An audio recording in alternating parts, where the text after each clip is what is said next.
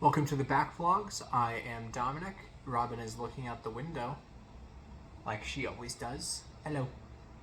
Hello. And she has no idea what I'm doing right now because from her perspective, I'm probably just talking to myself. The other day, I finished Control on PlayStation 4. I played it on my PS5, which I'm going to get into performance of this. But the game itself is incredible. It's made by Remedy, which I'm not super familiar with. I didn't grow up with the Max Payne games at all, and I only just played Alan Wake last summer, which I'm looking forward to the sequel now, especially that I played Control. But you know, consider me now on board with the Remedy connected universe. Control is like a really good mishmash of a lot of things that I love. It's got one of my favorite books as an inspiration, House of Leaves. It takes inspiration from the collaborative writing project of the SCP Foundation. There are elements of Twin Peaks, which I'm sure you saw, or maybe you didn't, I don't know. My David Lynch video that I just recorded, I'm wearing the same shirt and I'm drinking the same cup of coffee. You know, rest in peace, David Lynch. We lost him yesterday. Yeah, it's Twin Peaks esque. And honestly, so is Alan Wake. So I'm wondering if Alan Wake 2 is going to be like that as well. I think Remedy is very inspired by David Lynch's work. And also, I think I haven't seen this show, but Control, I'm sure, also takes inspiration from the X-Files, which I'm very interested in checking out at some point, if I ever have the time to. Maybe I'll have to watch that at some point. If the X-Files is good, let me know.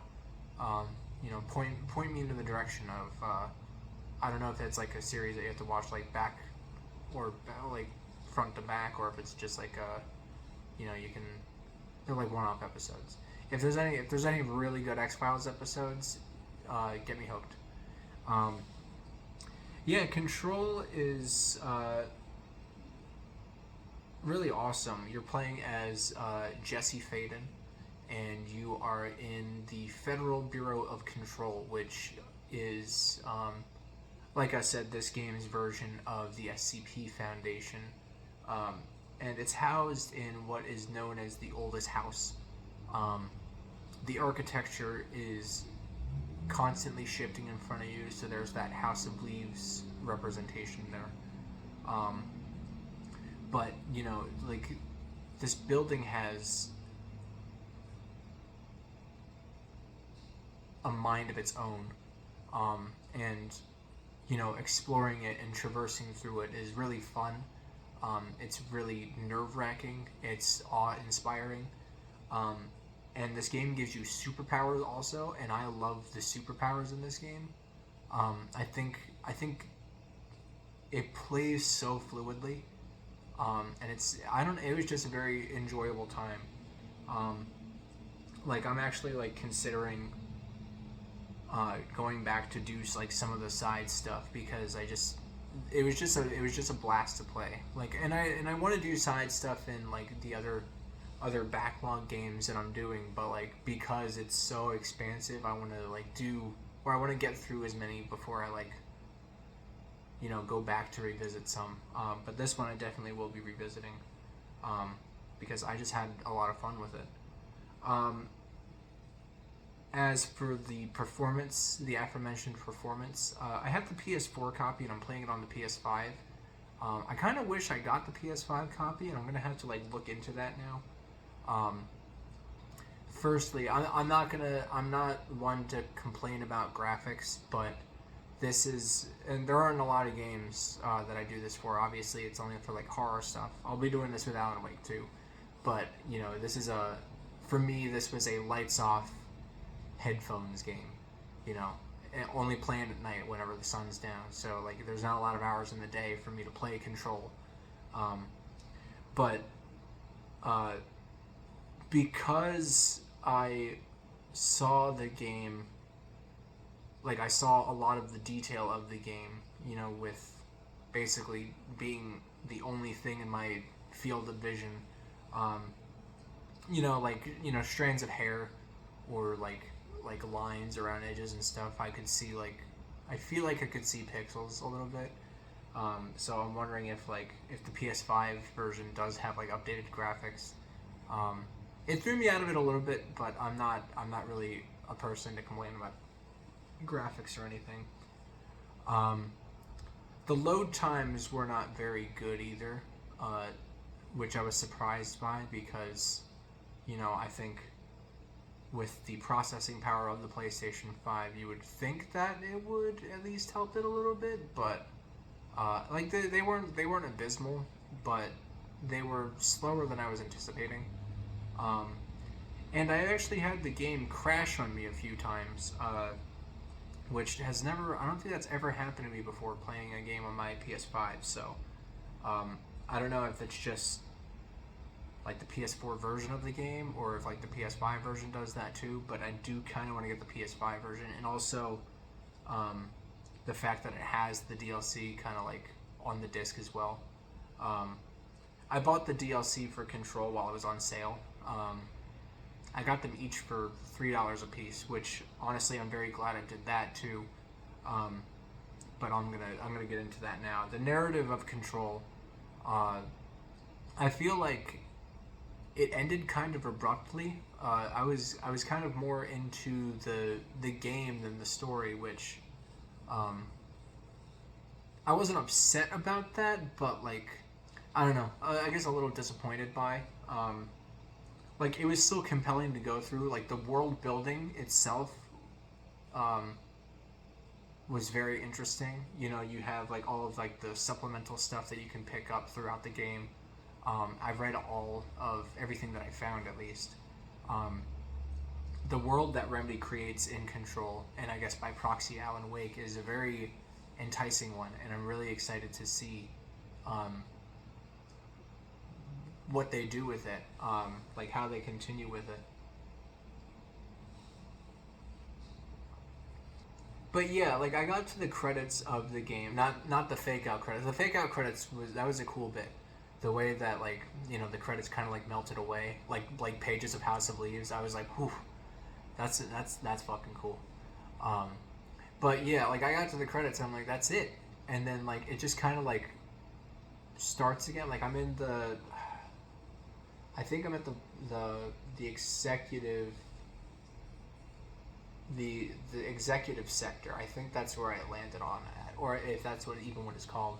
Um, and then like I get the mission saying like the foundation, and I'm like, oh, okay. Well, I guess this is going on now. So yeah, I go through like the foundation, and the world design for that is also incredible, just like the oldest house design is. This is kind of like you're in this cave now. You know, there's the stalagmites and the stalactites, and you're like walking through all these mines, but it's also kind of like colliding with the astral plane, which is kind of like a dimension where it's just so picture okay so like picture the episode of SpongeBob where Squidward goes in a time machine and he's alone. um so you know you have like this white backdrop and like there's nothing there, and you have like basically these perfect like prisms that are like floating in the air, and you know because this game gives you superpowers and you can fly to them, they're just kind of like there's like floating prisms in this white backdrop of nothingness. It's very interesting. I feel like the DLCs of Control kind of set up like a sequel for Control and then the Alan Wake sequel, um, because I feel like the Foundation kind of made me question a few things that went on in the base game, and kind of implied that one of our seemingly allies is actually kind of pulling the strings and maybe an antagonistic force. Um, So I'm really interested to see how Remedy expands upon that in the sequel, not in like a potential sequel, because this Control sequel is already confirmed.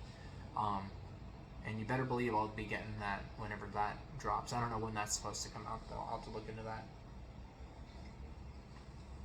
The AWE DLC in the universe of Control.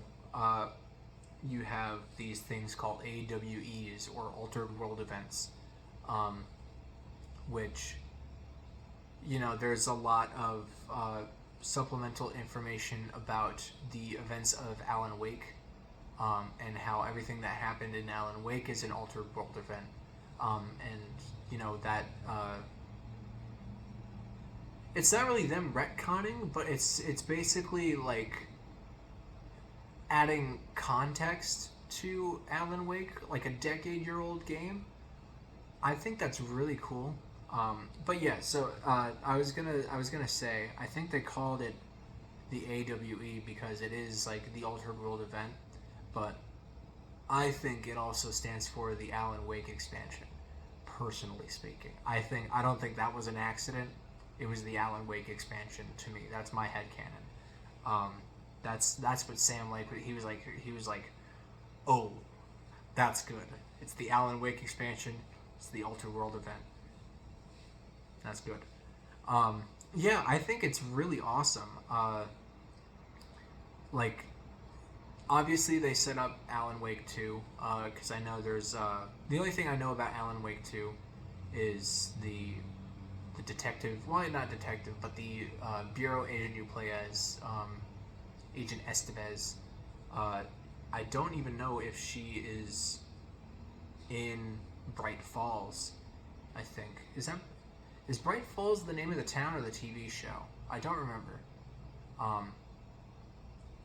But yeah, I think she's wherever Alan Wake took place, but I only saw like a snippet of gameplay. I didn't want to like spoil myself at all. Apparently, Alan Wake 2, as opposed to Alan Wake and Control, where they kind of like play with the idea of horror, Alan Wake 2 delves fully into it, which I'm fully on board for. I'm so excited to play Alan Wake 2, and I'm so glad I played Control to kind of make me even more hyped for it. Alan Wake was good. The gameplay loop, it's aged. It's definitely aged. And it's got its campiness, which I love. I love the Lynchian campiness. It's incredible. I think Alan Wake is a very easy game to make fun of. Previously on Alan Wake. But tonally speaking, I don't know if Alan Wake 2 is going to be like that. So I'm really interested to see what it has to offer. Sorry I keep talking about Alan Wake 2 when I should be talking about Control. I said that Control plays with the idea of horror, which is true in its atmosphere and its sound design. Oh my god, its sound design is crazy. Obviously you have like the gunshots and the explosions because it's an action game.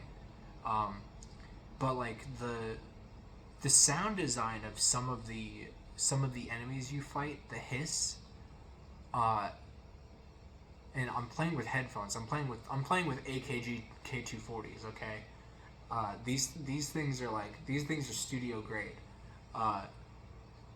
And man, like the audio of this game is incredible. But also one thing I wanted to mention, because I said that thing about, I think is it Night Springs? Yeah, okay, so Night Springs is the TV show in Alan Wake, and Bright Falls is the town in Alan Wake. But yeah, I just want to talk about how utterly terrifying Threshold Kids is. That's one of like the supplemental things that you can pick up in Control. But like those puppets and the content and writing of those episodes is like Like if I watched that when I was a kid, I would not be able to sleep.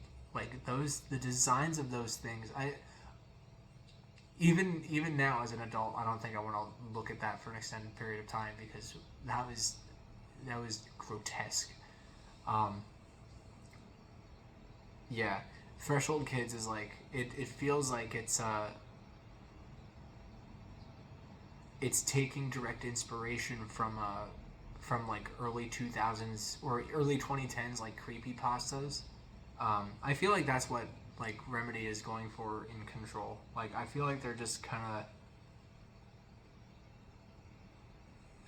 using creepypasta aesthetics to make something really unique and cool.